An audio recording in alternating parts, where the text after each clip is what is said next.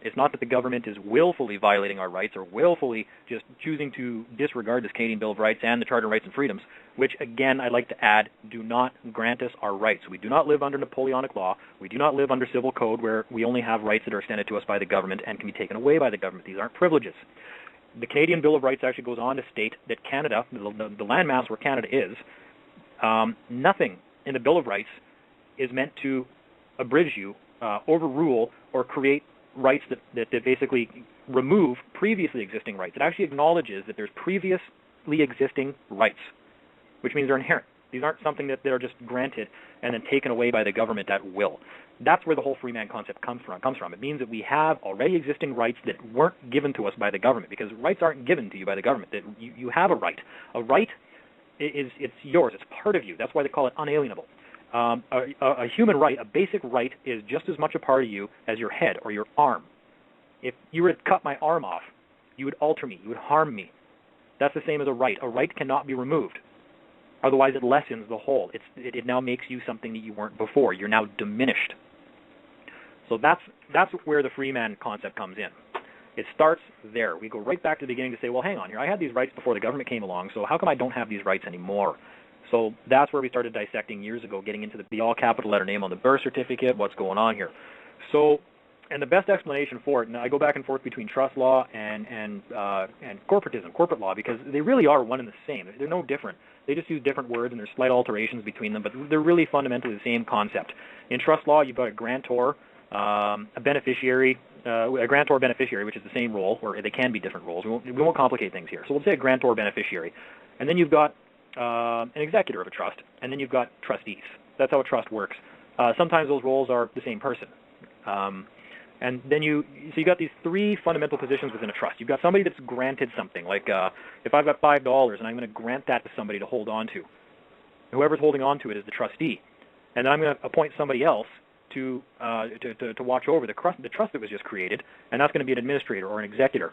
Now, administrator and executors are both correct, and we'll get into the differences between the two later if people want to. They're both correct terms, but they're for different applications within a trust.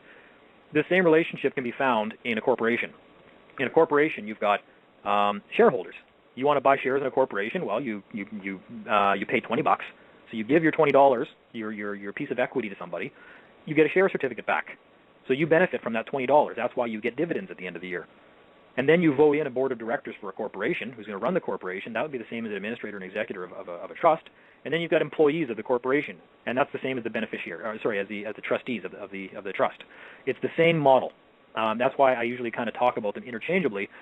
They're not 100% interchangeable, though, and that's when people say, well, this is wrong. And I'm like, look, I'm talking about two different concepts here that are modeled after one another. Of course, you can't be 100% precise. I'm trying to get the concepts passed to people. But that is what's going on. It's not a new concept. It's been around for thousands of years. This goes right back to, I believe this even goes back to the Egyptians now. They've traced it back. But for sure it goes back to Roman law. And Roman law was only mimicking the Egyptians under, I think, Hammurabi. It's nothing new. And what's going on is no different than what happened in Rome 2,000 years ago when Rome burned to the ground the first time.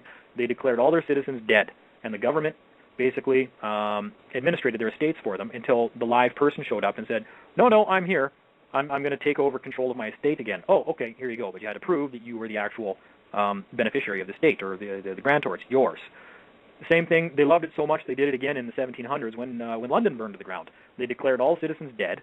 The government took control of administrating their estates and, of course, charged a fee for that against the estate. And they maintained it for you until you showed up and said, no, I'm alive. I didn't die in the fire. Okay, here you go. And that's where I think it was the Cestui Que Vie Act came into place back in the 1700s. A lot of people like to go back to the Cestui Que Vie Act, where we find out exactly what they did with creating these Cestui Que Vie trusts, declaring everybody dead, taking control of the estate. And it worked so well, and I guess maybe so many people didn't figure it out, they decided to keep that as common practice because they found it was much more beneficial and easier to keep us as slaves if we didn't know who we are. And the government held everything in trust for us and convinced us that we're something other than what we are. And that way they can charge administrative fees for handling our affairs, the affairs of the trust, until the end of time and soak it for all it's worth. And we never show up to make claim to our estate, which means it's basically abandoned, and they steal it all from us. And that way they're not actually violating our rights. It's left to our own ignorance to walk away from our rights, if you want to call it that. So what happens now, and what happens is when you're born, and you're born on this land, which means you have a claim to the resources and the value, the worth of this land. The same way you have a claim to your own body, it's yours. mind, spirit, and body. So your physical body is yours, no different than your claim to your share of the resources of this country. That's what a Commonwealth nation is all about. So when you're born, they want a record of your birth so that they can actually protect this for you. That's their actual their first duty, their principal job they were created for, is to protect your rights. And I think is that not right in the Bill of Rights? Did we just read that? Trying to go back to read that. There you go. An act for the recognition and protection of human rights. Okay, so they recognize and are supposed to be protecting my human rights, which is my claim to all the physical resources and value in this country, my own body, and my human rights that come along with it that are just as much a part of me as my arm is to my body. So they're supposed to be protecting this all. They're actually the trustees. They've been granted, if you want to call it that, a crown corporation privilege by the Queen, going back to England. And that's why you'll find the Canada Act of 1982 was actually passed in the United Kingdom, right? Like, Canada is not a government of this land. They were given a crown-granted monopoly over this land to protect us under the Commonwealth. So after they get your parents to record this live birth, this valuable document that is now a security, because it's supposed to be securing your rights, is filed in with the government, and a trust is created, because anytime you give somebody something of value to hold on to, you're placing it in trust.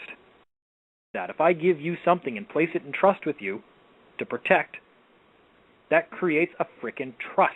I don't need a document that spells out the fact that a trust was created. That's the action that was done. That's what operation of law is.